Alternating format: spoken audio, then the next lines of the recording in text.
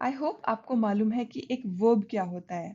ये एक part of speech है जो डिस्क्राइब करता है नाउन के एक्शन को, नाउन की एक्शन को डिनोट करता है।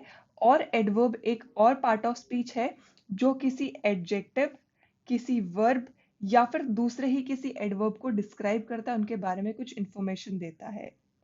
प्रीवियस 2 वीडियोस में हमने नाउन और एडजेक्टिव को पहचानने की जो ट्रिक थी वो सीखी थी। ये इस सीरीज की 3rd वीडियो है। पहले की 2 वीडियोस की जो भी लिंक है मैं डिस्क्रिप्शन में डाल देती हूँ, आप वो देख सकते हैं and that is going to be very very helpful. तो हम सीख रहे हैं कि किस तरीके से आसानी से हम नाउन, एडजेक्टिव जो कि प्रीवियस 2 वीडियोस है, और इस वीडियो में वर्ब, एडवर्ब को कैसे आसानी से स्पॉट किया जा सके, पहचाना जा सके एक सेंटेंस में। जो शॉर्टकट हम अभी तक फॉलो कर रहे थे वही फॉलो करेंगे, जो कि बहुत ही आसान तरीका है समझने के लिए भी और याद करने के लिए भी। Hi guys, welcome back to थार केयर। भी वीडियो पसंद है तो प्लीज लाइक कर दो, अपने दोस्तों के साथ प्लीज शेयर कर दो, चैनल को सब्सक्राइब करना बिल्कुल मत भूलना। तो जैसे कि आपने प्रीवियस वीडियोस में देख लिया है, प्रीवियस 2 वीडियोस में जहां पे हमने नाउन और एडजेक्टिव को पहचानना सीखा था by using suffixes, same pattern हम फॉलो करेंगे वर्ब्स और एडवर्ब्स के लिए भी। तो सबसे पहला सफिक्स जो है, जो वर्ब को पहचानने में हमारी मदद करता है, वो है ईडी। इसका मतलब ये एक पास्ट टेंस वर्जन है एक वर्ब का। कोई भी वर्ड जिसको ईडी लगा के हम वर्ब में कन्वर्ट कर रहे हैं, वो कन्वर्ट नहीं हो रहा है, एक्चुअली वो ऑलरेडी एक वर्ब है, बट आफ्टर ये जो सफिक्स है ऐड करने के बाद भी वो एक वर्ब ही रहेगा। तो कोई भी ऐसा वर्ड जो ईडी से एंड हो रहा है, वो उस वर्ड का पास्ट टेंस वर्जन होगा और वो भी एक वर्ब होगा। जैसे कि लाफ्ट, लाफ जो है वर्ब है, उसका ईडी वर्जन जो है वो लाफ्ड है, जो कि एक वर्ब होगा। क्लाइंब, चढ़ना, चढ़ना भी एक एक्शन है, वो एक वर्ब है, और ईडी लगाने के बाद वो उसका पास्ट टेंस फॉर्म हो जाता है।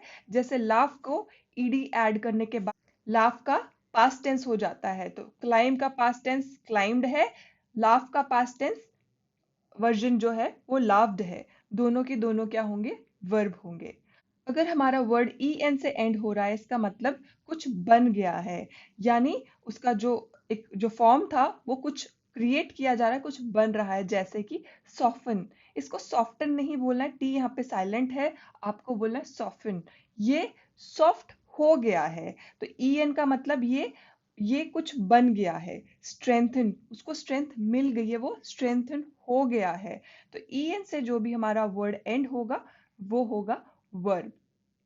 अगर हमारा वर्ड ई आर से एंड हो रहा है, इसका मतलब कोई एक्शन या फिर प्रोसेस को डिनोट किया जा रहा है, या फिर मेकिंग एन एडजेक्टिव कंपैरेटिव। अब आपको ये ऑलरेडी मालूम होगा कि एडजेक्टिव के 3 फॉर्म्स होते हैं। एक पॉजिटिव होता है, एक कंपैरेटिव होता है, और एक होता है सुपरलेटिव डिग्री। 3 डिग्री के एडजेक्टिव्स होते हैं। तो अगर एंड ई आर से हो रहा है, इसका मतलब वो कंपैरेटिव डिग्री को बिलोंग कर रहा है, या वो कंपैरेटिव डिग्री बन रहा है, तो वो कोई एक्शन या फिर प्रोसेस को डिनोट कर रहा है। जैसे कि फास्टर, फास्ट पॉजिटिव डिग्री है, फास्टर कंपैरेटिव डिग्री है, फास्टेस्ट सुपरलेटिव डिग्री है। तो आपको ये जो डिफरेंस है पॉजिटिव, कंपैरेटिव और सुपरलेटिव में, वो आई होप आपको समझ आ गया होगा। तो फास्ट जो है, वो हमारा जो एक्शन है फास्टर हो गया, एक्शन को डिनोट कर रहा है, तो वर्ब बन जाएगा हमारा। और वो कौन सा, और एज एडजेक्टिव, अगर हम इस वर्ब को एज एडजेक्टिव भी माने तो क्या हो जाएगा? वो उसका कंपैरेटिव डिग्री को क्रिएट कर रहा है, कंपैरेटिव डिग्री बन रहा है फास्टर अगर है तो इन दैट केस फास्टर एक एडजेक्टिव भी हो जाएगा, depending on it's usage. Big का बिगर हो जाएगा, ठीक है। बिग हमारा पॉजिटिव फॉर्म है, बिगर कंपैरेटिव फॉर्म है, बिगेस्ट सुपरलेटिव। तो यहाँ पे हमारे पास जो है बिगर कि पहले से बड़ा हो गया, कंपैरेटिव कंपेयर करें अगर प्रीवियस पोजीशन, प्रीवियस डिग्री से, तो उसका साइज थोड़ा सा इंक्रीज्ड हो गया है, तो इट इज बिगर। तो that will be our verb. जब हमारा वर्ड आईएनजी से एंड हो रहा है, इसका मतलब ये एक वर्ब फॉर्म है जो कि है प्रेजेंट पार्टिसिपल, कोई एक्शन का प्रेजेंट पार्टिसिपल। जब एक्शन का प्रेजेंट पार्टिसिपल है, इसका मतलब वो वर्ब होगा। जैसे कि लाफिंग, अभी क्या somebody is doing what, he is laughing, वो हंस रहा है। प्रेजेंट पार्टिसिपल, स्विमिंग, वो क्या कर रहा है, वो स्विमिंग कर रहा है। तो स्विमिंग अगेन जो भी वर्ड हमारा आईएनजी से एंड होगा वो हमारा वर्ब होगा। अगर हमारा वर्ड आई जेड ई या फिर आई एस ई से एंड हो रहा है, या तो वो किसी चीज का कारण बन रहा है या तो वो कुछ बन रहा है या कुछ बन गया है। जैसे कि मेमोराइज, मेमोराइज कर लेना, कोई किसी चीज को याद कर लेना, तो आई एस ई। या फिर ऑथराइज करना, आई जेड ई। तो ये हमारा क्या, अगेन कोई भी वर्ड आई एस ई या आई जेड ई से एंड होगा तो वो भी अगेन हमारा होगा वर्ब। अब बात करते हैं एडवर्ब की। एडवर्ब का क्या काम है, किसी एडजेक्टिव को, किसी वर्ब को या फिर दूसरे ही किसी एडवर्ब को मॉडिफाई करना, उनकी बारे में कुछ इंफॉर्मेशन देना या फिर उनको, उनके मीनिंग को मॉडिफाई करना। अगर हमारा वर्ड एल वाई से एंड हो रहा है, इसका मतलब है कि किस तरीके से कुछ काम किया जा रहा है, किस तरीके से, इन व्हाट मैनर कोई काम किया जा रहा है। जैसे कि ब्रेवली, कैसे किया काम, कोई कैसे किया जा रहा है, ब्रेवली किया जा रहा है, बहादुरी के साथ किया जा रहा है। कैसे किया जा रहा है, सिंपली किया जा रहा है, बहुत ही सिंपल तरीके से किया जा रहा है। तो अगर वर्ड एल वाई से एंड हुआ मतलब कि वो एक एडवर्ब है। अगर वर्ड वर्ड WARD से एंड हुआ, इसका मतलब किसी सर्टेन डायरेक्शन की ओर एक्शन, किसी सर्टेन डायरेक्शन की ओर जाना। जैसे कि बैकवर्ड, कहाँ जा रहे हैं, पीछे की तरफ जा रहे हैं। आफ्टरवर्ड, बाद में। तो आफ्टरवर्ड का मतलब ये नहीं कि बाद में जा रहे हैं, बट इट इज शोइंग कि बाद में कुछ काम किया जाएगा। तो आफ्टर वर्ड अगेन वो डायरेक्शन को ही सिग्निफाई कर रहा है। तो वर्ड से जो WARD से एंड होगा वो होगा एक एडवर्ब। अगर वर्ड वाइज से एंड हो रहा है जैसे कि WISE, तो इसका मतलब हुआ किसी चीज से रिलेशन बताना। जैसे कि लेंथ वाइज, लेंथ के रिलेशन में।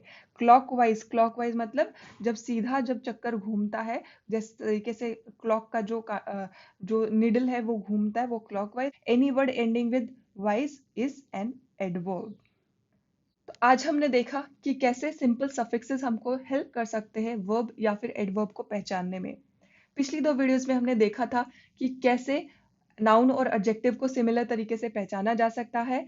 आप इस कॉन्सेप्ट को समझिए, बाय हार्ट करने की कोशिश मत करिए, क्योंकि बाय हार्ट आपको ज्यादा दिन याद नहीं रहेगा। वो इतना, it's not a best way to learn English. आपको समझोगे तो ही ज्यादा अच्छे से आपको वो हेल्प करने वाली है। क्योंकि बाय हार्ट करने वाली चीजें जो आप बाय हार्ट करते हो वो आप एक दिन भूल जाओगे। और दूसरी बात, जब इंग्लिश एक लैंग्वेज है, इसको आप कॉपी नहीं कर सकते हो, हर जगह सेम चीजें आप अप्लाई नहीं कर सकते हो। It's a fluid language.